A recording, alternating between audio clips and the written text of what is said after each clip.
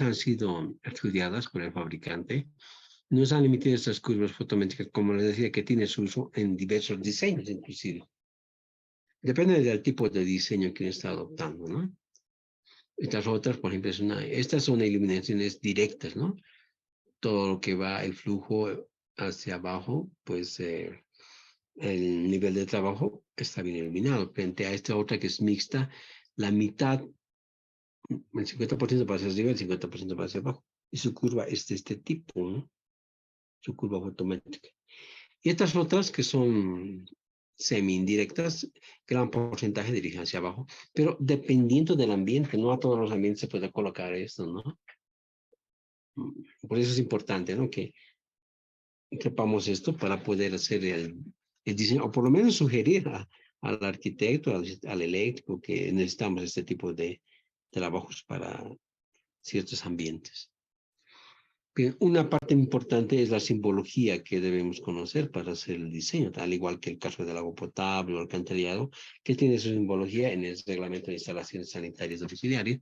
También en la parte eléctrica tiene que haber, como por ejemplo este símbolo, es peligro eléctrico, corriente continua, corriente alterna.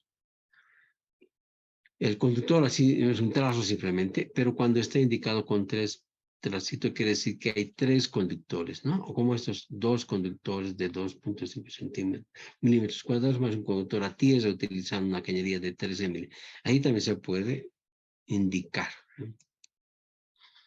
Y así como estos otros, ¿no? Como conductor subterráneo, conductor aéreo, conductor adosado. Eso en dibujo 2 espero que hayan hecho una lámina y conocer ya, ¿no? Ya tendrían que estar conociendo esto. Pero sin embargo, pues hay que referirse, ya que no conocemos o no tenemos al alcance, hay que conocerlos. Y esto, claro, los voy a dejar abierto y ustedes lo van a conocer, ¿no? También está esto, se define cuando hay una planta, digamos, y tiene que subir a otra planta, entonces el que va a continuar, se coloca este símbolo, ¿no? Dice conductor con alimentación hacia arriba, o este otro conductor con alimentación hacia abajo, o este otro conductor procedente de abajo o dirigido hacia la parte inferior. También hay este otro que está a su lado, conductor dirigido hacia arriba y hacia abajo. Puede ser un solo, ¿no? Un solo tubo que vayan los cables hacia arriba y hacia abajo. A veces en el diseño se opta también por eso. Cruce de conductores, cajas derivadoras. Esto es importante, ¿no? Cuando se hace un plano de ductos, se llama. Ese es el plano más real que hay para la instalación, porque cuando hagamos un trazo de un circuito, precisamente nos refleja el circuito con el cual vamos a ver, sí nos da el esquema, pero el trazo mismo no es curvo, sino es recto, ¿no? El cableado que vamos a poner. Luego también se apunta acá, cruce de conductores, derivaciones. Esas derivaciones, para ciertos esquemas que son necesarios, se utilizan. En fin, también está acá para el caso de interruptores, tripolar, en símbolo general, con disparador térmico, interruptor con disparador magnético, en fin. Ahora hay una variedad realmente de este tipo de interruptores, ¿no? Bien, también está acá interruptor monopolar, interruptor bipolar o tripolar de uno solo, de dos, para dos ambientes, etcétera, ¿no? O sea, o puede haber también una luminaria, es decir, luminarias en el techo que iluminen una fila, dos filas, entonces se colocan debajo de ese criterio. También están acá algunos otros símbolos, como este, por ejemplo, pulsador luminoso, los tomacorrientes son de este tipo, para 110, para 220, ¿no? Cuando un trazo referido a esto. O tomacorrientes múltiples, tomacorrientes con protección a tierra, tomacorrientes para telecomunicación. Pero eso en realidad el símbolo que estos son si tienen protección a tierra, ¿no? En fin. Luego los puntos de luz. Un círculo con un trazo inclinado o adosado a la pared, o en general este otro con interruptor incorporado, ¿no? También puede haber. o lámpara de emergencia, lámpara de luminosidad. Todo va a depender del diseño que se haga, ¿no? O el tubo fluorescente, fíjate, así de sencillo. O el indicador luminoso, puede ser una lámpara sencilla, ¿no? Un foco, ¿no? Como conocemos. Bien, entonces, es bueno distinguir lo que son las lámparas, les decía. Y estas lámparas, los focos que conocemos, son o se han ido conociendo hace mucho tiempo, ¿no? Gran parte de nosotros utilizamos siempre estos. Claro que tiene sus ventajas y desventajas. A los focos que conocemos son incandescentes convencionales y comprenden de una rosca o un filamento que se calienta en realidad, es una resistencia básicamente, y la ampolla que es de vidrio. Eso es lo que hemos ido conociendo siempre. Pero después vienen las lámparas y tubos fluorescentes. Esto ya no tiene una resistencia que va a iluminar, sino tiene un gas, justamente el flúor, ¿no? Que debido a la excitación que se le genera a ese gas, pues se empieza a iluminar, ¿no? De aquí están esas lámparas, esa variedad de lámparas que existen en el mercado, ¿no? También hay estas otras de vapor de mercurio. Esto ya son de alta potencia. Se utilizan en luminarias de calles, frecuentemente, ¿no? Ahora bien, fíjese que aquí hay una relación entre la eficiencia luminosa que considera los lúmenes versus la potencia. ¿No? ¿Quién tiene mayor rendimiento frente a la potencia? ¿No? Por ejemplo, un incandescente puede tener 100 vatios de potencia, pero su flujo es poco, entre 40 a 30 lúmenes por vatio, ¿no? Las halógenas ya van subiendo un poquito más. Las de mercurio son más, parecía poca cantidad de vatios, pero ilumina mejor. Un tubo fluorescente, por ejemplo, fíjese que su eficiencia es casi del 80 al 90%, frente a uno que es incandescente entre el 10 al 15, uno de flúor sube a un 55, es más eficiente en la iluminación, ¿no? Y así podemos ver una serie hasta las lámparas de sol, que suben entre 80 a 140% en función de la potencia que tengan, ¿no? Bien.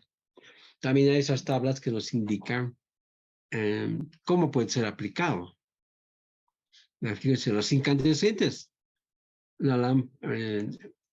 el costo relativo es bajo, pero su eficiencia luminosa es muy baja también. El espectro cromático cálido es una luz que el foco en realidad, tal como conocemos, se calienta, ¿verdad?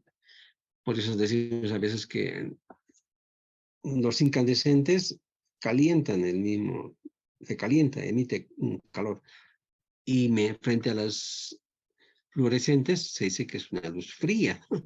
Así más o menos se comprende. En la reproducción de colores es excelente, o sea, refleja tal como está. Sus aplicaciones, ámbito de aplicación muy generales. Se presta bien a los alumbrados localizados y decorativos ahora. Dado su bajo costo, son interesantes en la utilización de intermitentes. Frecuentemente se utiliza estas lámparas por su costo bajo, ¿no? Frente a de tubo fluorescente que cuesta 20 pesos, por decirles, un foco cuesta 2 pesos, ¿no? Luego vienen las halógenas. El costo es medio abajo, pero fíjense en el caso de los fluorescentes. Estos fluorescentes emiten distintos tipos de luz. Hay por lo menos unos 10 tipos de luz blancas, blanca cálida, blanca fría, luz de día, etc. Entonces, fíjese, el costo es medio elevado. La eficiencia es media a alta. El aspecto cromático cálido, buena reproducción de colores, ¿no? El alumbrado público, las de lujo son indicadas en carnicerías, restaurantes, ¿no? Y de acuerdo a eso, hay luz de blanco. Hay una tabla que vamos a utilizar y está en la presentación, donde te dice, se recomienda utilizar digamos, un fluorescente de este tipo, te dice, ¿no? Digamos, luz de día.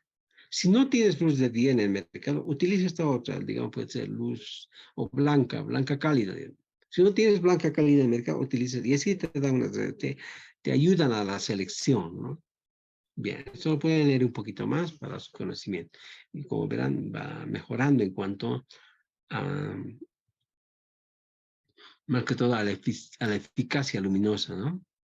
Bueno, una luz halógena, pues su eficacia es alta, pero su costo también es elevado. Su aspecto cromático es frío, su producción de colores es buena, ¿no? En el caso del vapor de mercurio que se utiliza en las vías, como ven, acá reproducción de colores media. No como hemos visto, como siempre se utiliza los colores, color amarillo, que es no siempre se producen fielmente los colores, ¿no? A eso se refiere. Bien, sigamos. Bien, aquí están las ecuaciones que vamos a utilizar para el diseño. El flujo en realidad, y lo voy a rescatar acá, bueno, vamos a ir al grano. El flujo el flujo que se necesita en un ambiente está definido por esta ecuación. El nivel de iluminación por la superficie, les comentaba, ¿no? Ahora, ese es el flujo luminoso que requiere un ambiente. Este nivel de iluminación es el requerido, les había comentado, es el que nos dan como punto de partida, por ejemplo, para una, para una sala de dibujo, nos dice entre 500 y 1000, es el punto de partida, 500, y dependiendo de la superficie, se multiplica y es el flujo que se requiere. Para el caso de un dormitorio, nos han dicho que 100 lux es ideal. 100 por la superficie tenemos el flujo luminoso. Pero además, ahora, el flujo total es el flujo, digamos, que se requiere, pero el flujo total está influenciado por ese flujo total que se requiere frente además ciertos factores que se llama factor de mantenimiento y factor de utilización. Estos factores le hacen crecer a este valor porque estos factores son menores que 1. Entonces, la división de esta le hace crecer en el valor, ¿no? Este factor de mantenimiento es que no siempre el tubo puede ser, no siempre es nuevo, diríamos, ¿no? Sino se va empolvando, se va engrasando. Entonces, su eficiencia disminuye. Entonces, a eso hay que afectarle justamente por el tiempo. Y va a depender mucho de cuándo lo cambiemos ese tubo. Sí, o va a tener mantenimiento permanente, justamente es factor de mantenimiento, ¿no? Y el coeficiente de utilización está referido, está relacionado con lo que hemos estado comentando. ¿Cómo se refleja frente a la pared de colores, en los colores más claros, más oscuros? ¿No? A eso, y se calcula mediante una tabla, este coeficiente de utilización. Entonces, frente a eso, se tiene todo ya reemplazando acá, ¿no? El flujo. Y finalmente, el número de tubos que necesitamos, o de lámparas más bien, será el flujo total frente al flujo que tiene cada luminaria, les decía, ¿no? Y ahí tienen la cantidad. Y luego esto hay que acomodar por las recomendaciones también que nos dan, ¿no? Que la separación entre, por ejemplo, entre punto y punto en una habitación debería ser por lo menos la altura de trabajo, igual a la altura de trabajo, entre el punto y el nivel de trabajo. Esa misma separación debe ser entre lámpara y lámpara. Bien, ya vamos a ir hablando, repitiendo de esto. Sigamos. Entonces, aquí se tienen las etapas que tenemos que seguir en el cálculo.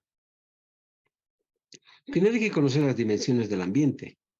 Altura, ancho, largo. Luego, altura, a ver, tomaremos esto. Ya, altura, ancho y largo. Eso está en el plano. O sea, para hacer el diseño, al igual que el agua potable y el alcantarillado, necesitamos los planos. El nivel de iluminación luego tenemos que definir de acuerdo al uso. Vemos el ambiente y ahí nos recomiendan que tal nivel de iluminación debe necesitar este ambiente. Ya hemos dicho, por ejemplo, para salas de dibujo, entre 500 y 1000, o a veces 1000 directamente En muchos casos para dormitorios, 100, para pasillos, 200, así sucesivamente, ¿no? Ya está definido esto. Luego se elige el tipo de lámpara de acuerdo al uso que se va a dar. ¿Qué tipo de lámpara? O sea, incandescente, fluorescente, es lo más frecuente. ¿Qué tipo de luminaria ahora vamos a utilizar? Que va a emitir una luz directa entre un 60-70% o una luz indirecta, ¿no? También hay que definir eso, depende del ambiente. Luego se determina el índice local, que tiene relación mucho con las dimensiones del ambiente. Este índice local nos va a llevar a calcular el coeficiente de utilización, que es un valor que depende de la reflexión de paredes y techos, de acuerdo a los colores que se tienen, ¿no? A partir de eso, se calcula este factor de o coeficiente de utilización. Luego se define, se asume un factor de mantenimiento, puede ser desde malo, regular y bueno. ¿Cuándo es malo? Cuando casi no cambiamos, no hacemos mantenimiento, solo cuando se quema, cambiamos, ¿verdad? Ese es un mantenimiento malo. Entonces te dan un factorcito, un punto 4, punto 5. Luego viene el mantenimiento regular, que puede ser cada 3 meses, hace una limpieza, mantiene. Entonces te dura más.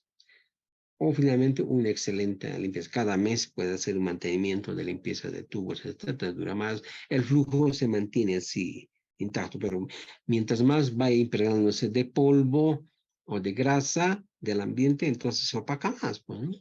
Bien, entonces ese factor se adopta, ¿no? Se adopta. Luego se calcula el flujo total, considerando el flujo debido al ambiente y el nivel de iluminación, superficie por el flujo. Entre estos factores que hemos considerado, se calcula el factor de flujo total. Se define luego el número de luminarias por lámpara que corresponde. Se define como el flujo total entre el flujo que emite cada lámpara, ¿no? Tienes y luego puedes armar de 2 en 2 tubos, por ejemplo, o de 3 en 3, depende del diseño que quieras hacer, ¿no? Finalmente se hace esta distribución, como decía. Y luego se calcula la potencia instalada. ¿Cuánto va a ser a nuestro? Vamos a sumar las potencias de cada lámpara y en función de eso, de una ecuación muy sencilla que se ha utilizado frecuentemente se calcula esto a partir del amperaje. Les voy a adelantar esto. El amperio, el amperaje se calcula a partir de la potencia, y aquí va a ser una sumatoria de todas las potencias de cada tubo, entre la tensión, es decir, o la presión también se dice. Es decir, la tensión sería la que tenemos en casa, 110, 220 normalmente, ¿no? Estos dos valores de potencia frente al voltaje nos da el amperaje que necesitamos. Y este amperaje, con este amperaje, más bien diré, nos vamos a una tabla donde te dan el número de cable por el amperaje que transmite. Entonces, digamos que sea, 20 amperios, digamos. Vamos a la tabla, buscamos 20 amperios y buscamos ahí, te va a llevar a un valor. Ese valor se expresa en AWG, que es una simbología americana, en inglés AWG, es milímetros cuadrados. Pues este es el número, se dice el número, digamos, el cable, supongamos que sea un cable número 12, se define AWG, ¿no? O sea, lo importante es calcular la cantidad de vatios, sumarlos de cada lámpara, dividir entre la tensión o el voltaje, también podemos poner aquí. Nos define el amperaje, y con el amperaje vamos a la tabla y nos define el número de K. Como ven, no es nada complicado, sencillo. Ahora, esto es importante también saber, ¿no? Supongamos que quiero instalar ahí un motor, ¿no? Que digamos de una, qué sé yo, de una mezcladora, por ejemplo, ¿qué cable? Pero tienes cables ahí también, llévate uno, te puedes llevar uno delgadito, digamos, ¿no? Y de pronto está haciendo el final, ni no va a tardar en 5 minutos y se va a quemar, ¿no? Entonces lo que tienes que hacer es verificar cuál es la potencia que requiere el motor. El motor por 3000 watts de potencia. Entonces, 3000. ¿Cuánto va a ser? ¿Cuánto va a ser? O cuánto es la tensión en el lugar. Vos tenés 220, entonces multiplicas entre 220, ¿no? 220. Es voltios. Entonces, la potencia viene en vatios, ¿no? Esto es en voltios. Esto en vatios. Listo. De esta división te va a dar en amperios. Y con eso vas a la tabla y calculas el número de cable que se requiere. Ahora, eso es lo mínimo, ¿no? Le puedes dar un margen de seguridad por si hay una subida de tensión. Te das un pequeño margen de un 5 al 10% y defines el número de cable. Esto también se hace cuando se calcula el cable para una ducha. Normalmente se van a fijar estas duchas, tiene esta potencia de 3000 vatios de potencia. De ahí sale que los cables que necesitamos son número 10, número 8. En cables es muy interesante. Es inversamente proporcional al diámetro, digamos, ¿no? Mientras más gruesos sean, voy a hacer unos círculos con esto, digamos, este sea más grande, este sea más pequeño, y así más pequeñitos. Entonces, el número es mayor, entonces se le puede asignar un valor, por ejemplo, de 9, caramba, o 8, digamos, 8, AWG, AWG. Este puede ser 10, digamos. Y así va subiendo, ¿no? 10, puede ser 20, 24, 28. Por ejemplo, 28 es el número de cable que se utiliza en teléfonos. Como han visto, es delgadito, ¿no? O sea, como ven, es inversamente proporcional al diámetro. A menor diámetro, mayor el número en AWG. Entonces, también. Lo mismo pasa en calamina, ¿se van a acordar en calamina? Igual. Mientras más bajos sean los valores, son más gruesos. Mientras más altos, más delgados, ¿no? Esto tienen que saber ustedes, es ciencia de ingeniería, mínimamente, este tipo de cosas, ¿no? O sea, digamos, quieres instalar un motor, fíjate cuánto de potencia tiene y divides entre el voltaje, tienes el amperaje. Con el amperaje defines el número de cable mínimo. Le puedes dar un margen, como te decía, de un 10%, etcétera, ¿no? Y con eso estás tranquilo porque sabes que no se va a fundir. Porque si te pone un cable, pues se va a fundir. Porque saben que como tiene una similitud hidráulica en la parte eléctrica, por ejemplo, la tensión, como conocemos desde 220, también se llama presión, es una presión de flujo también al cable. Entonces, cuando hay demasiada presión, se calienta el cable y se funde. En el caso del agua igual, hay mucha presión, la tubería no aguanta y se rompe, ¿no? Es el mismo criterio. Bien, sigamos. Ahora, sigamos con la siguiente. Ya. Ese es entonces el criterio que vamos a seguir. Y aquí también ya se explica un poquito más lo que es el factor de mantenimiento, el coeficiente, y cómo se realiza, ¿no? En el caso, por ejemplo, del factor de mantenimiento, se refiere básicamente, como decíamos, a la pérdida de flujo luminoso en la lámpara. Su rendimiento va bajando con el uso, ¿no? Como todo se va gastando, ¿no? Pérdida de reflexión del reflector o de transmisión del difusor, motivada por la suciedad normalmente del mantenimiento. Y el coeficiente de utilización, eficacia de luminaria, la reflectancia en las paredes y las dimensiones del local, ¿no? Bien. El cálculo del coeficiente de utilización, que es un factor que interviene en la fórmula general, se toma en cuenta en las dimensiones del ambiente, como ven, y luego se calcula a través de este cursecita lo que se conoce como índice de local. Y nos dice que este K se calcula A por B entre H más A más B para luz directa, semidirecta, directa, indirecta y general difusa. Y las otras son para luz semidirecta e indirecta. Se calcula con esta otra ecuación. Las alturas que se definen acá, por ejemplo, H es la altura desde la luminaria hasta el nivel de trabajo. Esta otra, D, es de la luminaria hacia el techo, y esta otra, H, es la altura al plano de trabajo, al suelo, ¿no? Y HT es la altura total, y esta otra es H. Y depende del H que interviene acá, se va calculando el índice local, ¿no? Multiplica dimensión, va a ser A por B, entre H. Este H para luz directa. Con este coeficiente vamos a ir a una tabla y a escoger, en función de del reflejo que tengan, el coeficiente de utilización. Eso, la primera parte se hace en una tabla en Excel, se puede programar y le das los valores y te los saca inmediatamente, ¿no? Entonces, hay tablas que nos definen los coeficientes de reflexión en función, decíamos, para techo, paredes y suelo, para tonos claros, medios, claro, medio oscuro, y te dan esos factores de reflexión. Con estos factores se entra a esta tabla, está acá, a esta tabla, donde se calcula el factor de utilización. Esto nos permite calcular. ¿Cómo?